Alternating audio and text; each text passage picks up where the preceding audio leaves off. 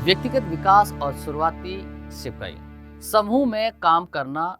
क्या आप कभी फुटबॉल फुटबॉल टीम या किसी अन्य तरह के समूह का हिस्सा बन रहे हैं?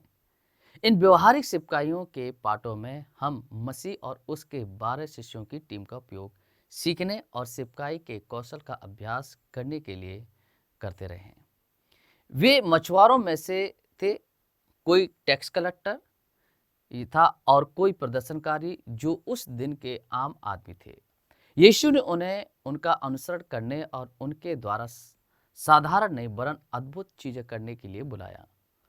उन्होंने निर्देशों का पालन किया, विश्वास में कदम रखा और उनके उदाहरण का अनुसरण किया। हाँ, उनसे भी गलतियां हुई, लेकिन पवित्र शास्त्र हमें बताता है कि उसने बाहरों को नियुक्त किया कि वे उसके साथ हो सकते हैं और वह उन्हें उपदेश देने और दुष्ट आत्माओं को बाहर निकालने का अधिकार दे सकता है। मरकुस 3:14 में 12 के इस प्रशिक्षण में न केवल सिपाही के विभिन्न रूपों में निर्देश शामिल थे, बल्कि यीशु के साथ दैनिक संगति भी शामिल थी। उन्होंने जो कुछ पढ़ाया था उसका प्रदर्शन किया। आपका गुरु आपको यह समझाने में मदद करेगा कि आपके पाठों का क्या अर्थ है। इस प्रकार आपके पहले व्यवहारिक सिपाही के पाठ्यक्रम में आप और आपके गुरु और आप और शायद कई अन्य एक टीम या समूह बन गए हैं। ओएलवीआई पाठ्यक्रम के माध्यम से लोग आध्यात्मिक विकास के लिए आपसे मिलेंगे।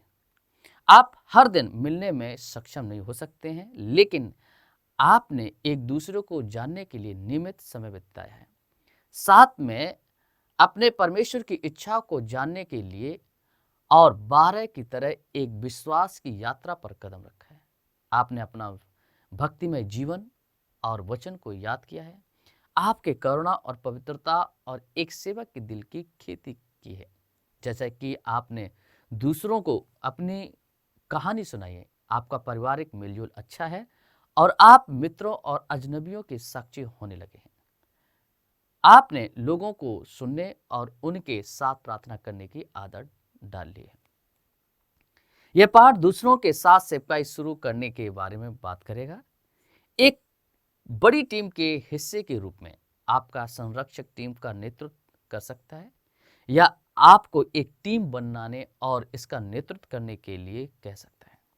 प्रेरित के काम पर ओएलवीआई पाठ्यक्रम टीम वर्क एक बहुत अच्छा वर्णन करता है। आरंभिक मसीहों ने एक साथ बातें की, प्रचार किया, बीमारों के लिए प्रार्थनाएं की, जरूरतमंद लोगों के लिए प्रार्थना की और घरों और खुले स्थानों में छोटे समूहों की बैठक के लिए मंत्रणा किया।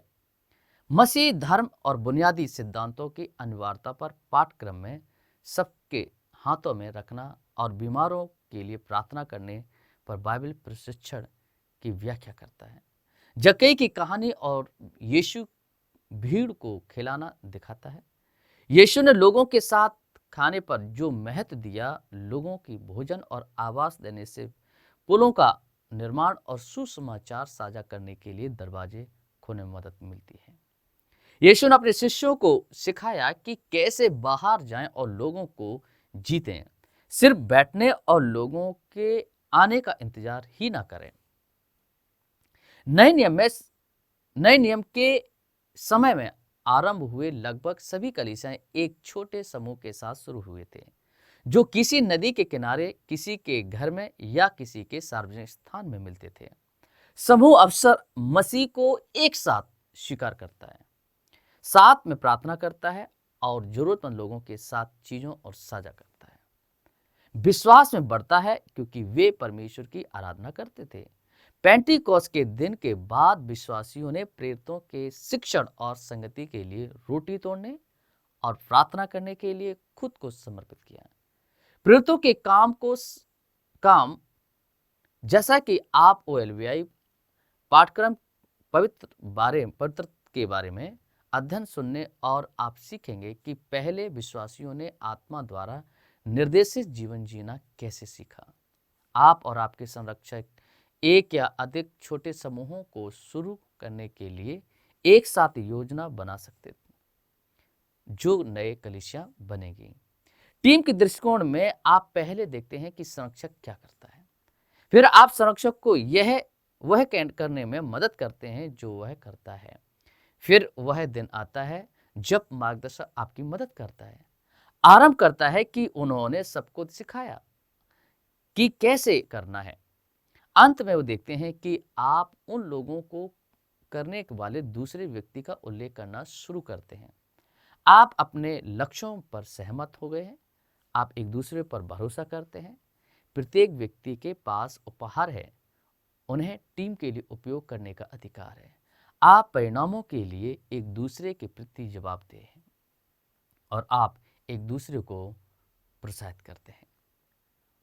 ओलबीआई